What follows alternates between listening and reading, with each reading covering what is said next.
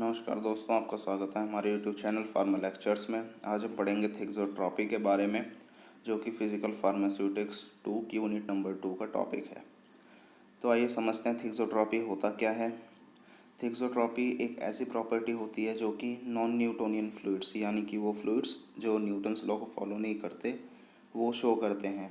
जिसमें होता क्या है, जो विस्कोसिटी होती है किसी भी नॉन न्यूटोनियन फ्लूइड की, वो कम हो जाती है जब हम उस पर शेयर स्ट्रेस यानी कि फोर्स अप्लाई करते हैं।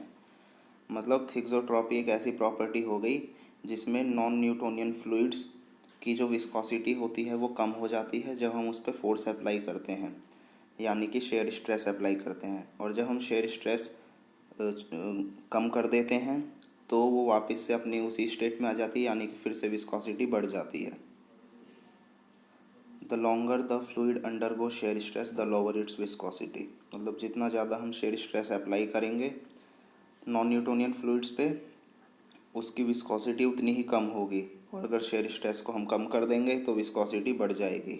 विस्कोसिटी बढ़ने का मतलब है कि उसे फ्लो होने में रेजिस्टेंस प्रोड्यूस होगा, वो इजीली फ्लो नहीं कर पाएगा। ऑन स्टोरेज, जब हम उसे स्टोर करके रखेंगे तो वो जेल फॉर्म में रहेगा। जो हमारा नॉन न्यूटोनियन फ्लूइड है, जो थिक्सोट्रॉपिक प्रॉपर्टी शो करते हैं, वो फ्लूइड्स जब हम उन्हें स्टोर करके रखेंगे तो वो जेल स्टेट में रहेगा। यानी कि जेल स्टेट में मतलब पार्टिकल्स बहुत पास पास हैं, विस्कोसिटी ज़्यादा है, वो फ्लो नहीं हो पाएगा इजीली। जब हम उस पर शेयर स्ट्रेस अप्लाई करेंगे, मतलब फोर्स अप्लाई कर दिया हमने, तो वो जेल स्टेट से सॉल्यूशन स्टेट में कन्वर्ट हो जाएगा। यानी कि उसकी विस्कोसिटी कम हो जाएगी और सॉल्यूशन फॉर्म में होने के बाद वो इजीली फ्लो कर सकता है।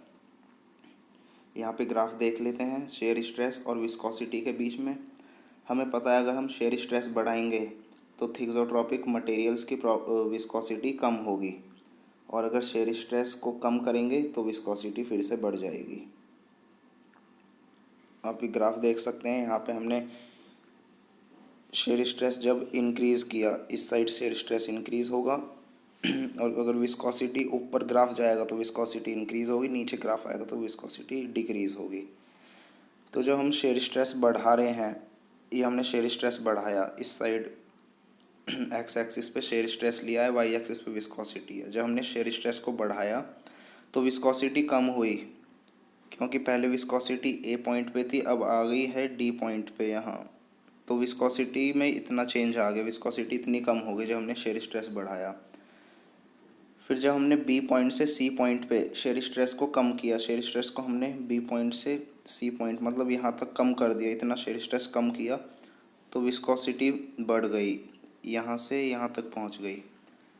तो यही थिक्सोट्रॉपी हमने इस ग्राफ से समझा कि जैसे जैसे हमने शेयर स्ट्रेस इंक्रीज़ किया तो विस्कोसिटी डिक्रीज़ हुई, ए से बी पॉइंट पे आ गया कर्व।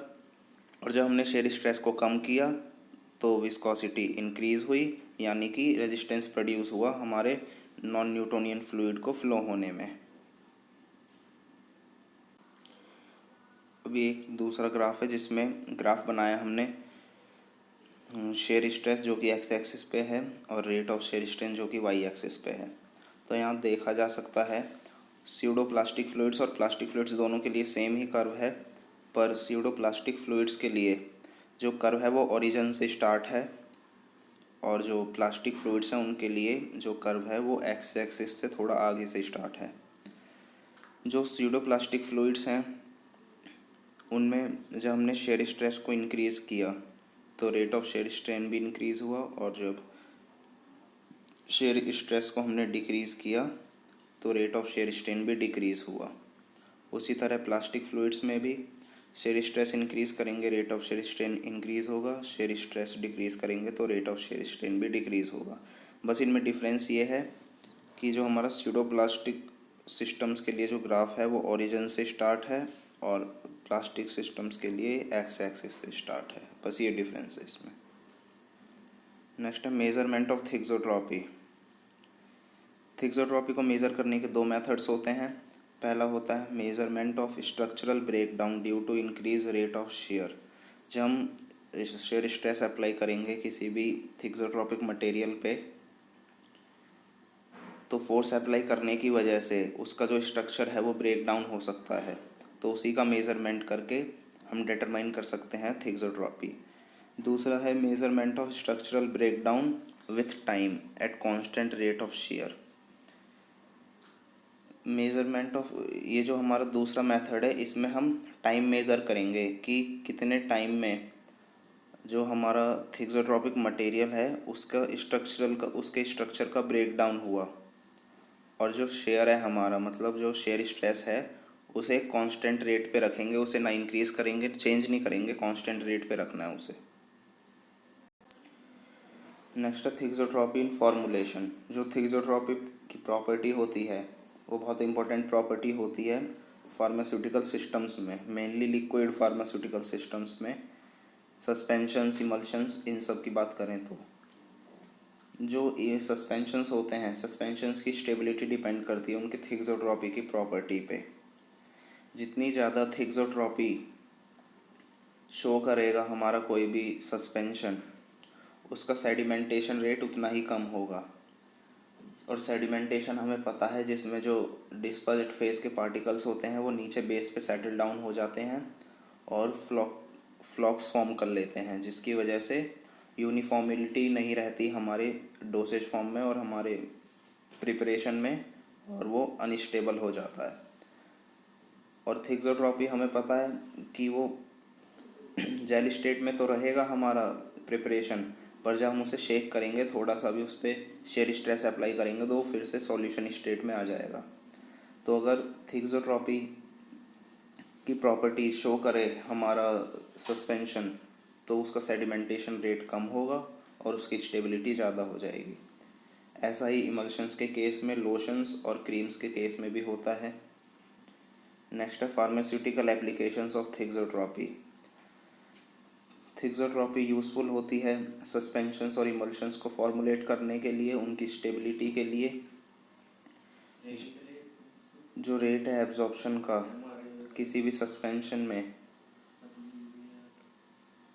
वो चेंज होता है, वो अलग होता है थिक्सोट्रॉपिक सस्पेंशन से। क्योंकि जो दूसरा पॉइंट है, जो रेट ऑफ एब्जॉर्प्शन होता है ऑर्डिनरी सस्पेंशन में, वो चेंज होता है, मतलब अलग होता है थिक्सोट्रॉपिक सस्पेंशन से। क्योंकि जो ऑर्डिनरी सस्पेंशंस होते हैं वो नीचे सेडिमेंट फॉर्म कर सकते हैं, जिसकी वजह से उनमें अनस्टेबिलिटी आ जाती है। पर जो थिक्सोट्रॉपिक सस्पेंशंस होते हैं वो थिक्सोट्रॉपिक प्रॉपर्टी शो करते हैं, जैसा कि हमने अभी फॉर्मुलेशन में देखा। थिक्सोट्रॉपिक प्रॉपर्टी शो करेंगे तो उनका जो रेट ऑफ सेडिमेंटेशन होता है वो कम हो जाता है और स्टेबिलिटी बढ़ जाती है। Thixotropy is used in paste and paint production. Paste और पेंट प्रोडक्शन में भी यूज़ किया जाता है थिक्सोट्रॉपी को, और यूज़ किया जाता है लोशंस बनाने में, क्रीम्स बनाने में, ऑइंटमेंट्स बनाने में। तो दोस्तों, इस वीडियो में बस इतना ही। वीडियो पसंद आई हो तो वीडियो को लाइक करें, शेयर करें, चैनल को सब्सक्राइब करें।